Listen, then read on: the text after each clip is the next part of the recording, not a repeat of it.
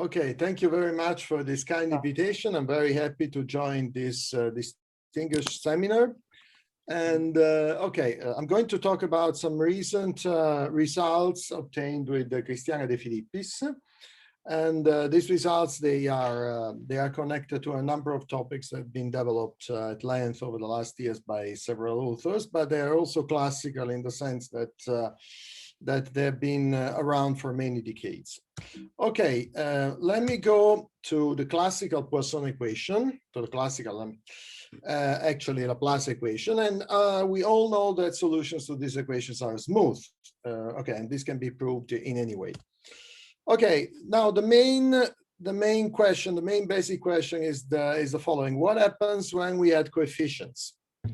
Okay, if we add coefficients, then you do not expect that solutions are smooth if coefficients are not smooth. But on the other hand, if coefficients are smooth, then it's reasonable to see that to expect that solutions are smooth because they stick to the solution and they do not really change the structure of the equation if the matrix we are going to multiply the gradient by is so-called elliptic. So it's bounded away from 0 plus infinity.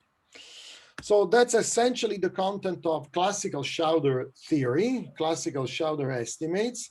And this tell you that you can retrieve Hilbert continuity of the solutions, of the gradient of the solutions for these kinds of equations and these kinds of perturbations provided in a sharp way from the smoothness of the coefficients.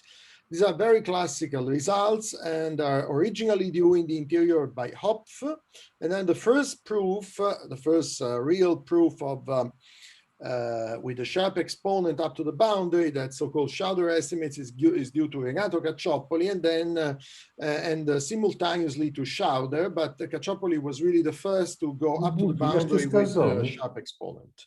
So they are I mean, called Schauder estimates, but they should be called Caccioppoli Schauder estimates because Caccioppoli's paper is the first to contain the sharp exponent up to the boundary, and that's what it is really known as Schauder theory. Okay. The original proof, as all the proofs at that time, they rely on potential theory and plus some perturbation arguments. Today, you can get around this heavy potential theory, but you cannot really get around these perturbation arguments. There are modern proofs given by Campanato in the 60s, Trudinger in the 80s, and Leon Simon in the 90s. And in a way or in another, smoothing perturbations or blow up, all these estimates rely on the same trick, that is you compare the problem with a frozen problem and then you derive the comparison estimates. This is very classical. Okay, essentially, according, for instance, to Campanato's proof, what you do is very simple. You take this divergence form equation, you freeze the coefficient in a point, and then if you do consider the frozen problem, then you have a very nice decay estimates. This is an integral way due to Campanato to express that the gradient is essentially Hilbert continuous with every exponent and actually Lipschitz continuous in this case. And then you combine this with this reference, with this comparison estimates that involve this is the point where the continuity of this is really the point where the continuity of the coefficients and the Hilbert continuity of the coefficients comes into the play. And then you can combine these two estimates, but the real point is that in order to make this classical machinery work, all the estimates must be homogeneous. So you see square is everywhere, and the rate of homogeneity of the two estimates must be the same. This is only possible if the equation is uniformly elliptic. Okay, and then you can do the same also for nonlinear equations. And this is classical work of Giaquinta Giusti, Di Benedetto, and Manfredi. And for instance, if you can take the P-Laplacian equation as a model example, and then you add a coefficient, just a coefficient, which is Hilbert continuous, and of course is bounded away from 0 and plus infinity to preserve ellipticity. And then you then you undergo the same procedure. You freeze at a point, And then you apply Ujalceva-Uhlenbeck theory. And Nina Ujalceva was really the first to prove regularity of such solutions. Although this is very much appealed to Uhlenbeck later on. Uhlenbeck treated the vectorial case, Ujalceva 8 or 9 years before treated the scalar one. And then for, okay, solutions to these equations are smooth. Okay, are smooth means that the gradient is Hilbert continuous up to a certain exponent, not for every exponent due to degeneracy. But anyway, this is sufficient to prove that solutions of the original problem are Hilbert continuous with some exponent. And actually, you can carry on this program further on, considering these general equations. So you consider a general monotone operator where ellipticity is described, where the lowest and the highest eigenvalue, they grow as z to the p minus 2, and the Hilbert continuity of coefficients is described in the following natural way. And once again, you can prove that the gradient via proper comparison procedures is Hilbert continuous, and this is classical work by Giaquinta Giusti, Manfredi in his thesis, Lewis talks of, and many other people. There's a general approach via potential theory. It's more reasoned by Tuomo Cusi and myself. Okay, once again, we go back to the model problem in the nonlinear case, and then what you do is you freeze your equation in a point, so you freeze the coefficient, you consider the frozen problem, sorry, this must be W1P, it's a typo, and then the point is that you have an homogeneous reference estimate that describes the Hilbert decay of the gradient. So this is exactly the Hilbert decay for some exponent beta. Not for every exponent because the equation is degenerate, otherwise there are counterexamples by Ujalceva herself. And once again, you have a comparison estimate where the exponent is something, it depends on p, and then you combine these two, and then you get that the gradient of the original problem is Hilbert continuous once again. Okay, let me stress the points in this nonlinear proof. The points is that once again, you have to get a homogeneous Hilbert decay estimate and a good comparison estimate. The crucial point is really this one, because this tells that for these kinds of nonlinear and potentially degenerate equations, then you have a decay estimate exactly as it were a linear theory. And this is the contribution essentially in the 80s. You can find this, for instance, in Manfredi's thesis. It's a classical by now. And that's the real point. The point is that you want to prove rigidity, okay, rigid a priori estimates that allow you to make comparisons and decay estimates. So this is what you expect here. Okay, the crucial point in all these strategies is that the equation must be uniformly elliptic. So what it does mean that the equation must be uniformly elliptic. Then you consider a general equation, at the moment omit the dependence on x and u, and then you pretend that the lowest eigenvalue is controlled from below by a function of the gradient variable z is g1, and the highest eigenvalue is controlled from above by g2, and then you prescribe that g2 over g1 remains bounded as the gradient remains bounded. The first step in this problem is always to prove that the gradient is bounded, and the ratio between the highest and the lowest eigenvalue is a constant that enters all the estimates. And as long as this constant remains bounded, then you can carry on the estimates. So uniformly elliptic equations tells you that this ratio remains bounded, and this is really the crucial point. So you see, no matter the equation is degenerate, what it really matters is that the ratio between the highest and the lowest eigenvalue remains bounded. And this is essentially the point why the whole P-Laplacian theory, regularity theory works, because the equation is degenerate or singular if p less than 2, but no matter of that, the ratio between these two quantities remains bounded, and then you can go on. If you look at the estimates, that's really the point that enters at every stage.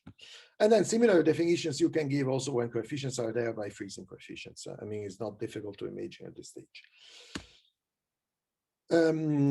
Okay, uniformly elliptic equations do not necessarily have a polynomial p-polynomial structure. For instance, you can consider this nonlinear perturbation of the Laplacian, where this nonlinear perturbation occurring via the coefficients a tilde, via the coefficients a tilde, obeys these inequalities. And these inequalities tell you that once again, this operator is uniformly elliptic, and the ratio between the highest and the lowest eigenvalue, that's this one, is controlled exactly by these objects. And it's not difficult to see that that this ratio is like p minus 1 when p is larger than 2 in the case of the p Laplacian. So these equations, a uniformly elliptic equation does not necessarily have a p polynomial structure, but also more general structures. And these structures have been investigated a lot by several authors over the years, starting by the papers of Lieberman, and there are also papers by Paolo Baroni, Biun, Cianchi, and Mazzia, and many others. Okay, so that's the point. That's where uniform ellipticity, this boundness of this ellipticity ratio, allows you to do all the things you would like to have. Okay, now we shift a bit. We pass from equations to functionals, and then we want to see a parallel theory for functionals. In this case, we take an integral functional of the calculus of variations, f. Think that capital F is like dv to the p, so you're back to the p Laplacian. But then you add a coefficient. This coefficient is elliptic in the sense that it's once again bounded away from 0 and infinity, and it's Elder continuous. These kinds of functionals have a Euler-Lagrange equation, which is the following one. And under a suitable assumption on the integrand, having nothing to do with the regularity of coefficients, of course, this equation is of the type that we have seen before. And therefore, in this plain variational case, you can get once again that the gradient of minimizes is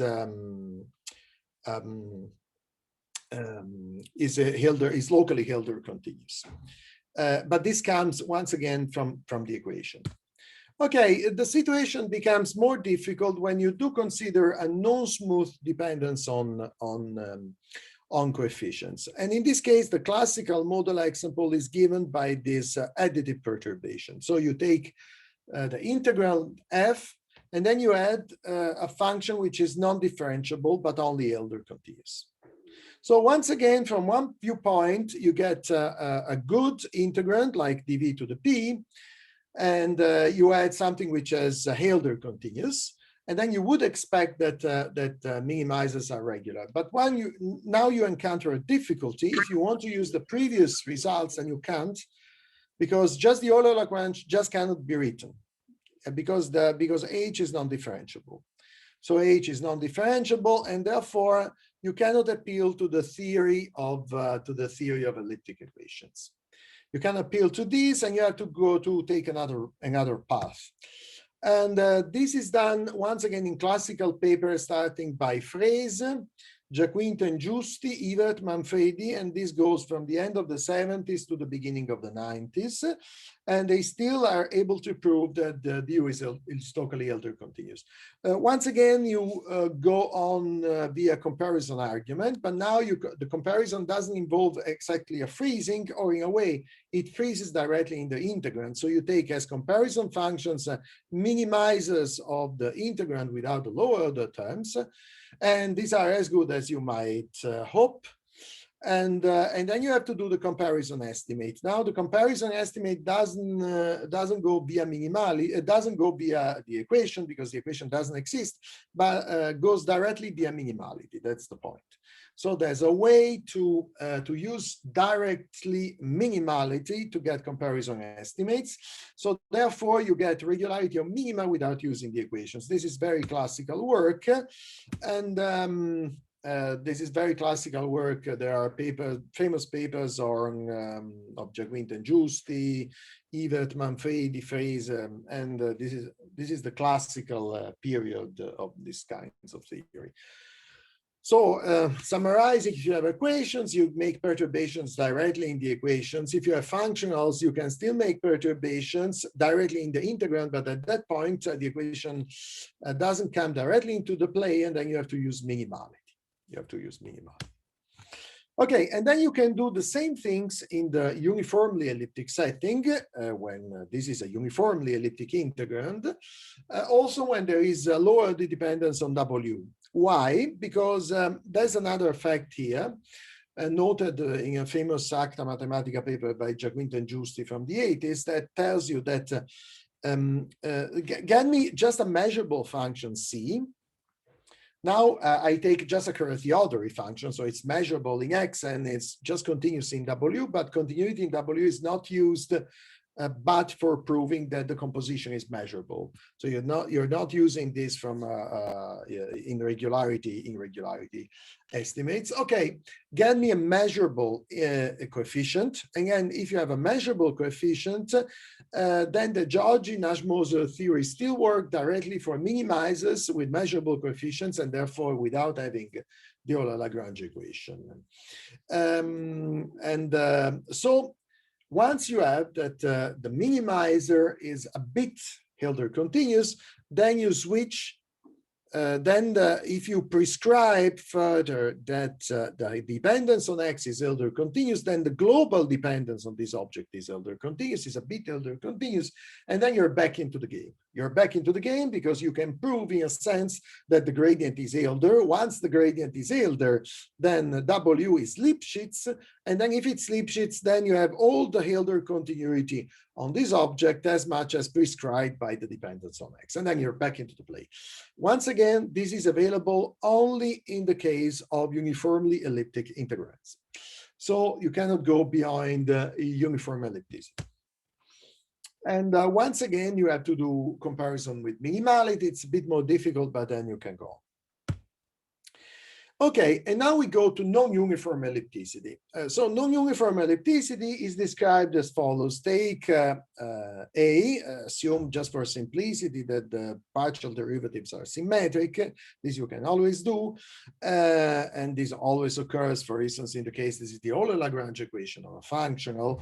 And then non-uniform ellipticity occurs when the ratio between the highest and the lowest eigenvalue goes to plus infinity when the gradient is large. So this is the definition of non-uniform ellipticity. So, and this immediately poses problems because if on one hand you hope to prove in the first step that the gradient is bounded, then you usually use the boundedness of this quantity to prove this, but this explodes, this blows up exactly when the gradient becomes unbounded. So there's a competition between what you get and what you hope to get, what you have and what you hope to get. And of course, in the case of non-divergence form equations, you can give a similar definition. There's no problem, but I'm not going to non-uniformly elliptic equations in non-divergence form. Just to keep informative at this stage, this is a classical topic. Okay. Non-uniformly elliptic equations have been investigated a lot, really a lot, and actually there are some pioneering papers even in the 50s by Finn in two-dimensional case and by Gilbert, but let me tell that really the main contribution has been given by St. Petersburg School, by people in the lab of Lagishenskaya, especially Uraltseva, but also people like Ivochkin, Ivanov, Oskolkov, many people that produced papers, Ivanov produced papers. In the West, there is this contribution by Trudinger that really started with non-uniformly elliptic case, and then there is this famous paper by James Serring. Then these operators, they are also inspired by the minimal surface operator, which is by far to be the only one available in this setting.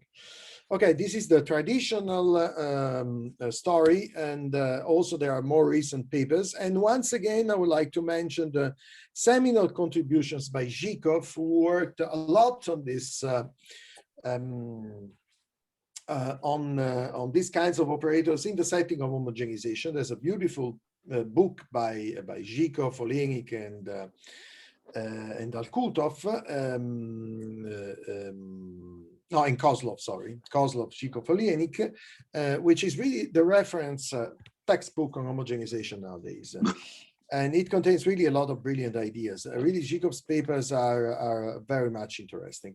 And from the point of view of regularity, there's a very interesting monograph of Ivanov from '84 that summarizes the contributions given in St. Petersburg up to the end of the '70s. And then there are really seminal papers by Paolo Marcellini, who was the first to break some barriers in these kinds of problems, because these kinds of problems were rarely treated without using boundary conditions and instruments like barriers and other things. And Marcellini was one of the first to get local estimates together with previous papers by Leon Simon and Gary Lieberman. Okay, for instance, this is a classical. Just to give an example, this is a classical, very classical paper from '70 of Lagichenskaya and Uraltseva,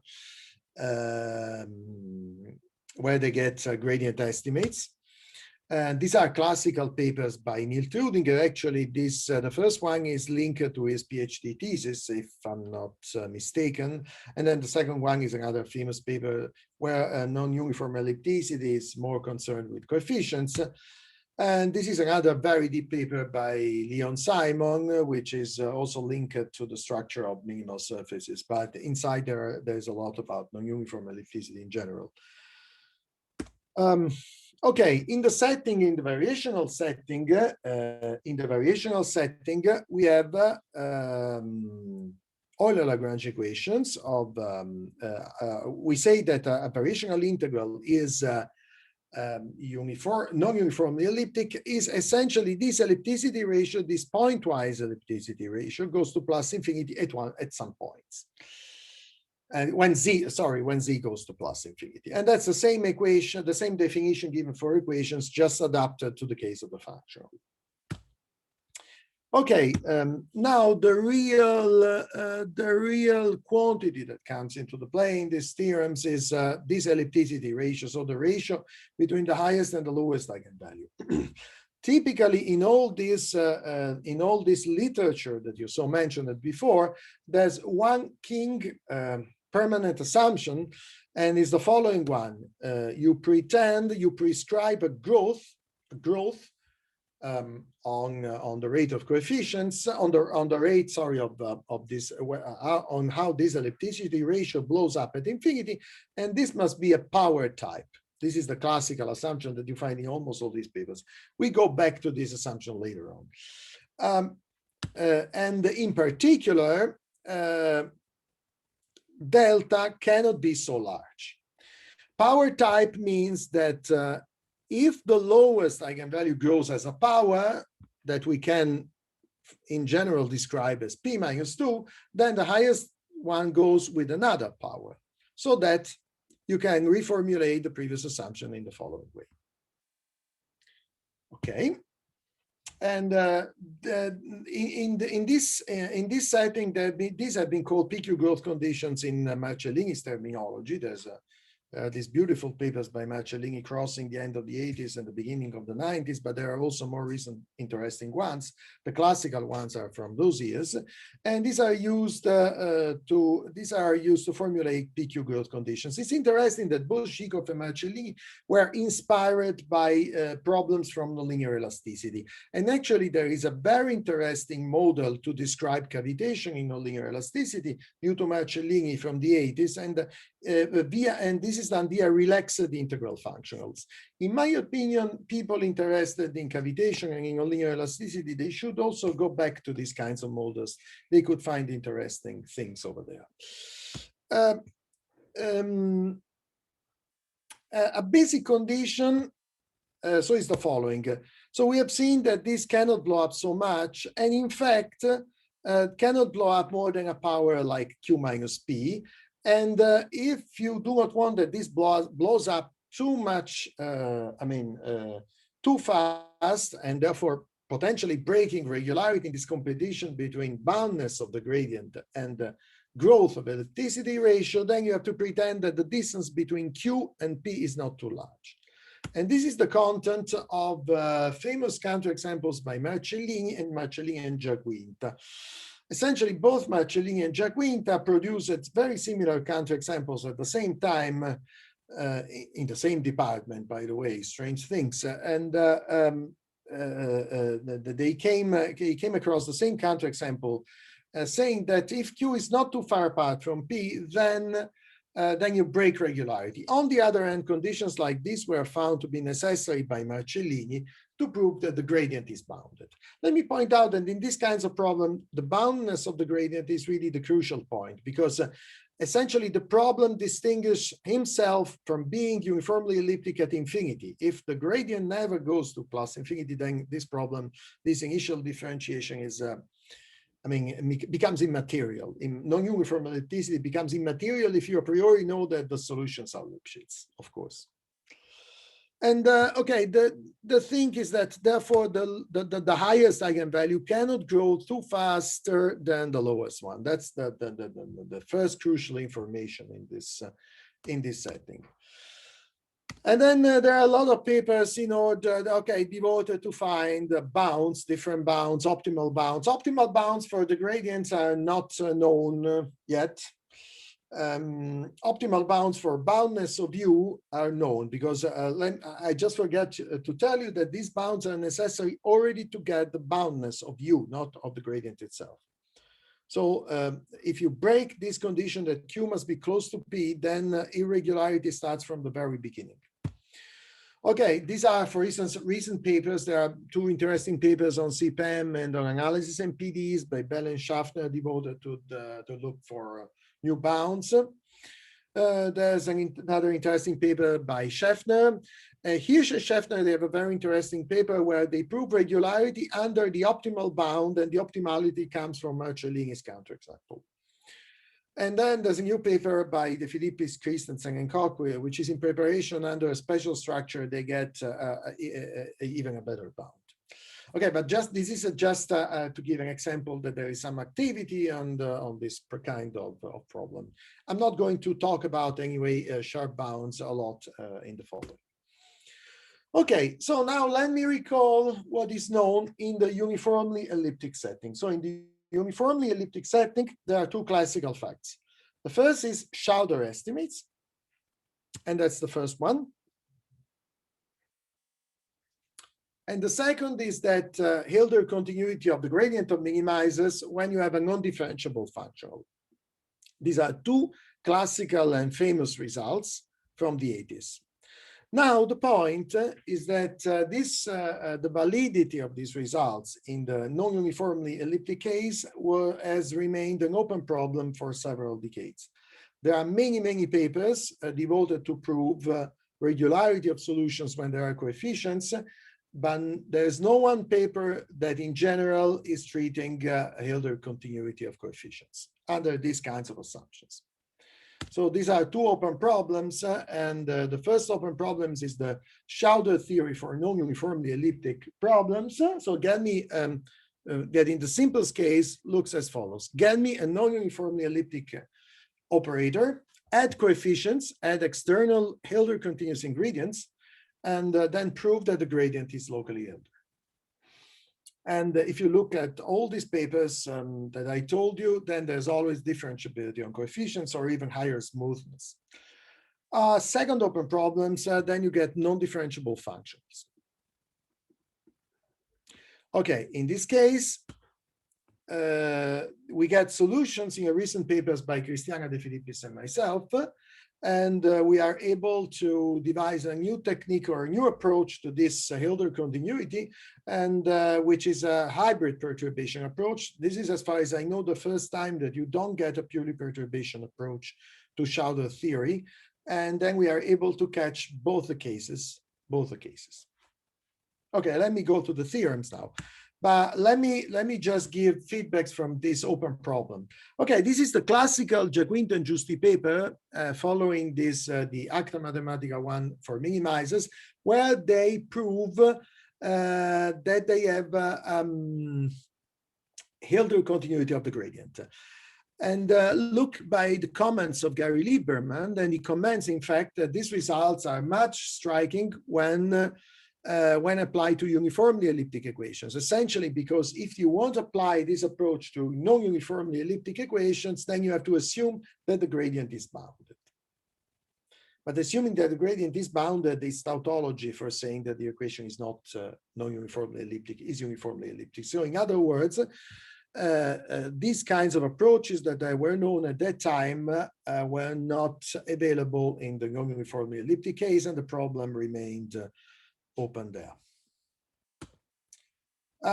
This is the book of Ivanov I was telling before. Actually, it's an entire issue of this very interesting publication of the Stekelov Institute of Mathematics. I think there are a lot of things, of interesting things in this old Russian school papers that still deserve to be recovered.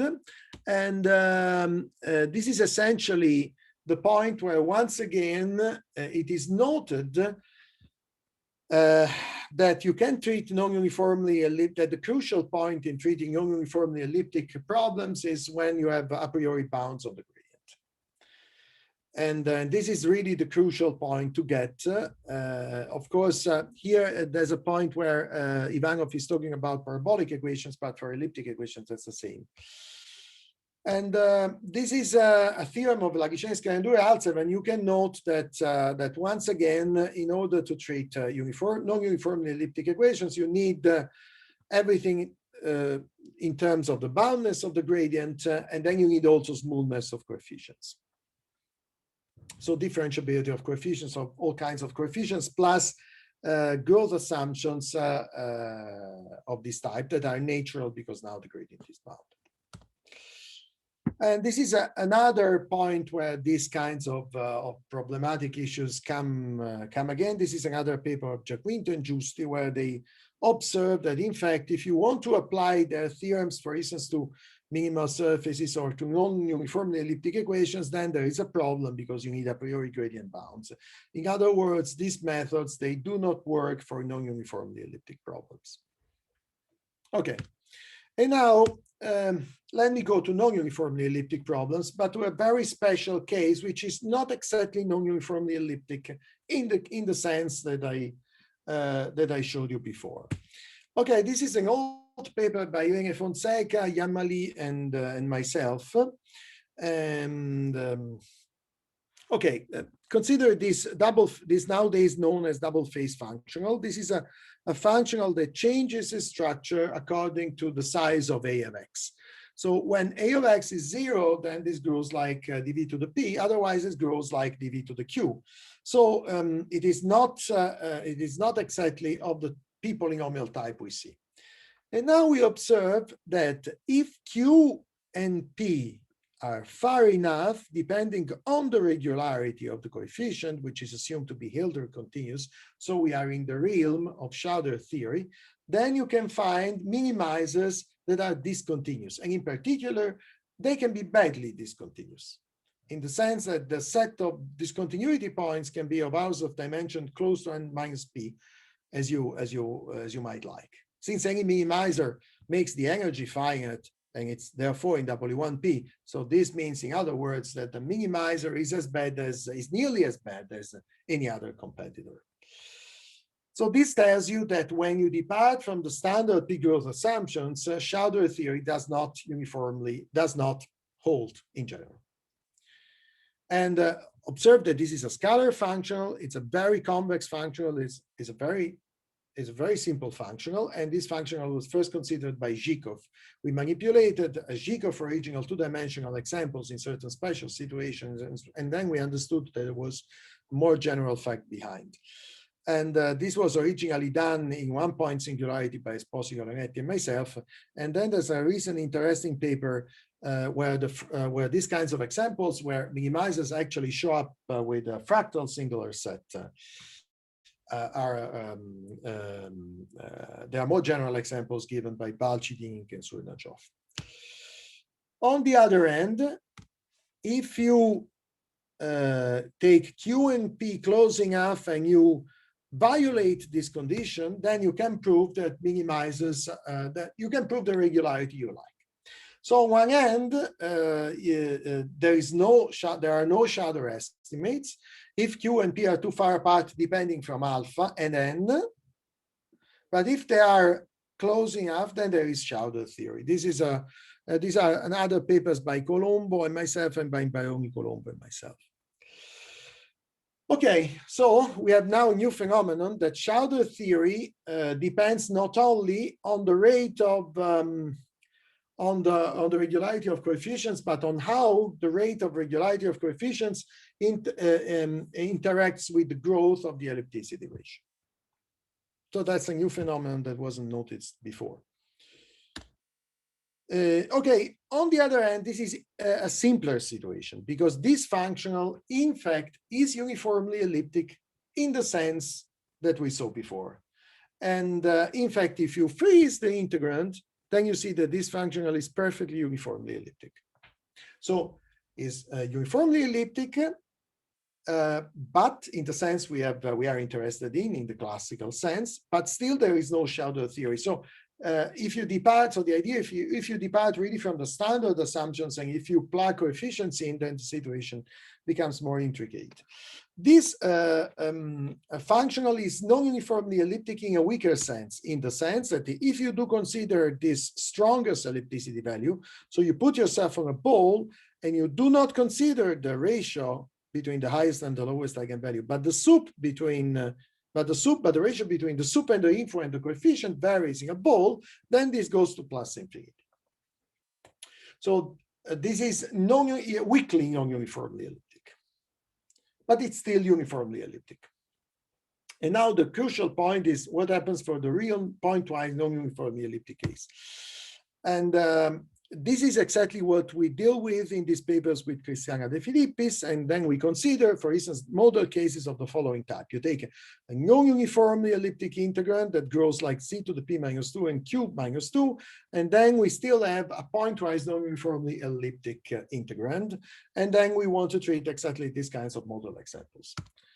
And there are recent activity on these papers, recent and less recent activity.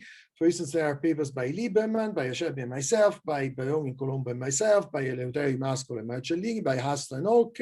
But in all these cases, essentially, the point is always the same. You freeze the operator and then you get a uniformly elliptic operator. This is an interesting situation. These are interesting results, but this is not the problem we are going to touch today. Today we go to the real pointwise non-uniform ellipticity. Okay, the first theorem, just as an entrée, we have with the Cristiana is the following one. We take the original very classical model example, and we get a non-uniformly elliptic integrand and something which is just measurable in X and Hilder continues in W. Hilder continuity prevents to get the Euler-Lagrange equation, but still we are able to prove that that under this condition that involves essentially the same asymptotic with respect to alpha over n that we've seen to be optimal by the previous example, plus some, let's say, perturbation that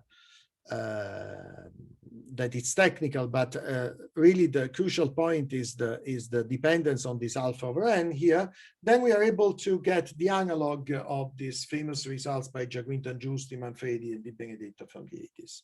So that's really the first result in this direction. That's really the first time you break differentiability of the operator. And you can go beyond. You can also add a closer interaction between the non-differentiable coefficients and the gradient. And if this interaction works with the following thing, then you get this other bound. So this is a generalization to the previous theorem.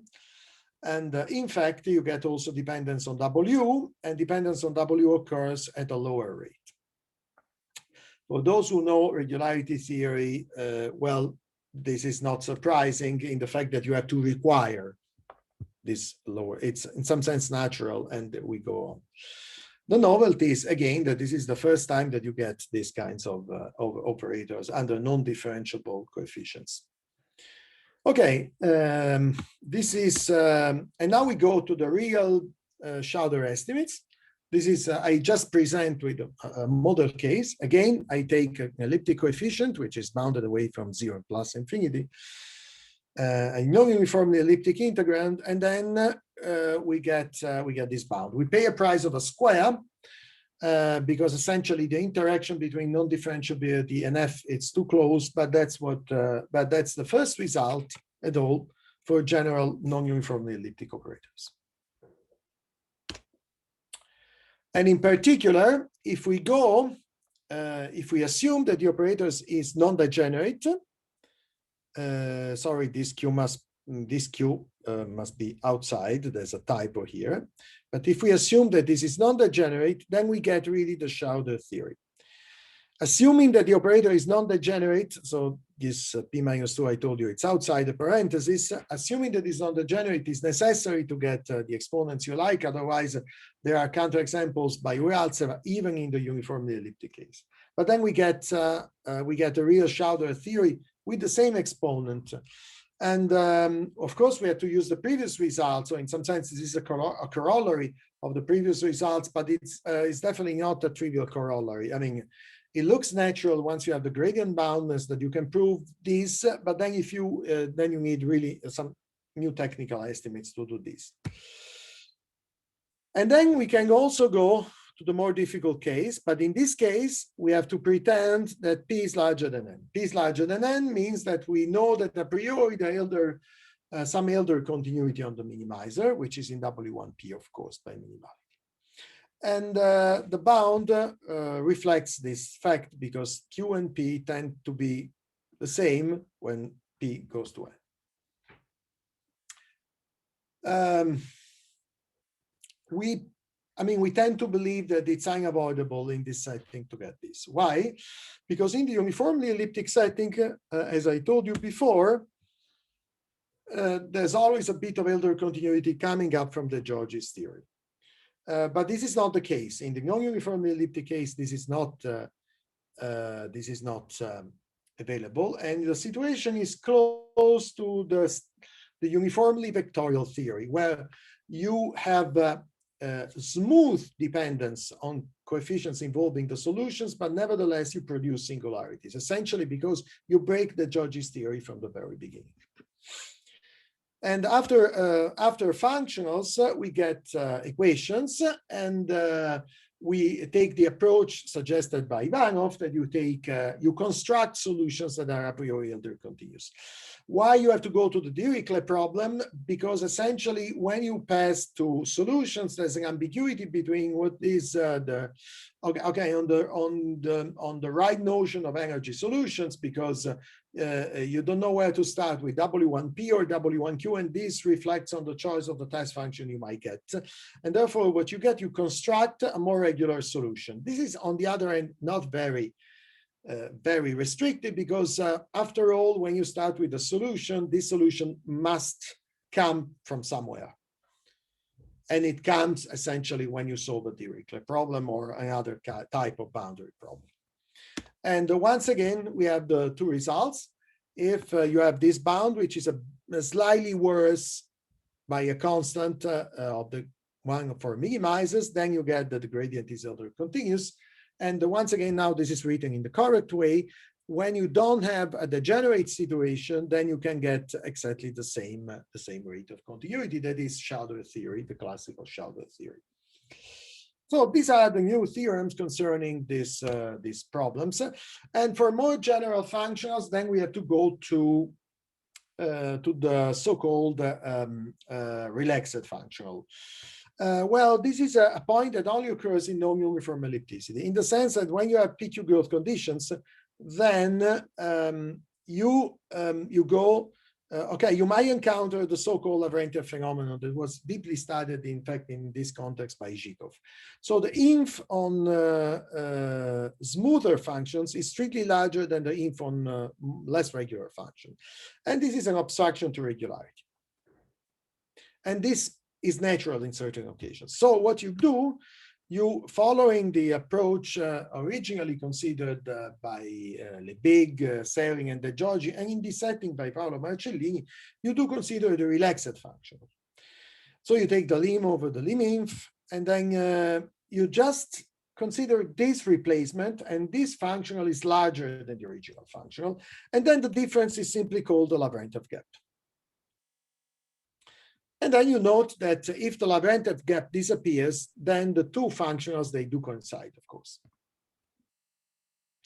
Okay, what we do is that we prove that under the same assumptions, but with no structure, so no product type assumptions, we always have Schauder theory for minimizers of the relaxed functionals. And then when the Lavrentiev phenomenon doesn't appear, then you can prove that also the minimizers of the original functions are regular, essentially because the two things coincide. So minimizers of the relaxed functionals, of any relaxed functionals, are always regular. And when there is no Lavrentiev gap, also the original minimizers are regular. So you just reduce the problem to show that there is no Lavrentiev gap, which is not anymore, in some sense, a regularity issue. Okay. We have an approach via nonlinear potentials to this problem that actually gives some side benefits. And the side benefits are the following. And these are really the last results I'm going to talk about. Hung, how much time do I still have? Yeah, you have five minutes. 5 minutes. Okay, 5 minutes, I think, are enough to present these last results without overburdening the audience with all these statements. Okay, let me recall this classical theorem of Stein. This can be regarded as the limiting case of Sobolev embedding. So you know that when the gradient is in Ln plus something, then the W is Hilbert continuous. The limiting case is given by this Lorentz space, which is strictly smaller than Ln, because for Ln this result is not true. You have that W is VMO but not continuous. Okay, if you translate via Calderon-Zygmunt theory, because these functionals these spaces are interpolation spaces, then you can just have a reformulation which is essentially equivalent to the first formulation, which is Stein's theorem for these solutions. If you know that the Laplacian belongs to Ln1, then the gradient is continuous. Now, the surprising fact is that although this is just a consequence of the linearity of the equation, the result remains true for any divergence form operator. For instance, there's a model example given by Cusi and myself, by Tuomo Cusi and myself, and there are also these two related papers you might like to look at if you're interested in these kinds of results. Take coefficients that are Dini continuous. Hilbert continuity guarantees Dini continuity. Then if F belongs to the Lorentz space at Ln1, then the U is continuous. So this is a nonlinear Stein theorem because you don't use a nonlinearity, and the proof is far from being trivial at this stage. But the fact is really that it's the divergence structure. It's what it counts is what is under the sign of divergence.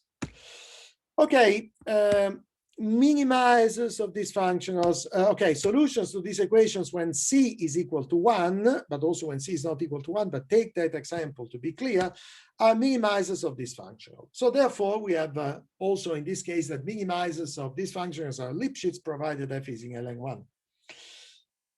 The same old for PQ integrands, and this has been recently proved by Lisa Beck and myself, by Cristiana De Filippis and myself in two recent papers.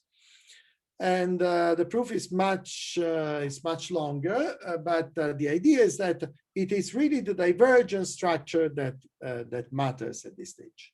So whatever you have under the sign of divergence tells you that the space is invariant. Okay, but these kinds of functionals are of the type we have seen before. And now we want to replace F dot W with something which is nonlinear in X and W. Okay, let me get the result that you have seen before. The result you have seen before is that if you get a non-differentiable smooth perturbation, then you get this bound. Okay, the side benefit of our approach is that we get also we get this result, and now we have to add this condition. We believe that the first exponential thesis is sharp. Oh, okay, it is actually sharp. It must be sharp because it is the one coming from the scaling of the equation. So it's once again the same phenomenon. You see that the exponent, so the space, the right-hand side has to belong to, or the coefficient has to belong to, doesn't depend on the operator. This actually gives a positive answer to an old conjecture that I was told to belong to Nina Realceva, that the space that guarantees the Lipschitz continuity doesn't depend on P. Actually, it doesn't depend on the operator. And here it is actually the same phenomenon, because you see this space doesn't depend on the integrand, on the operator. Okay. Just let me tell you that there are also other results that we can go, and they work for non-polynomial growth setting in a recent paper by Cristiana De Filippis and myself. And this result allow any Hilbert continuity, because on one hand, the functional is going faster to plus infinity, but these are more difficult to talk about. I just want to mention that these results are optimal, and then eventually they give they allow to prove optimal regularity results for obstacle problems, and these are essentially the first optimal results for obstacle problems in this exponential setting.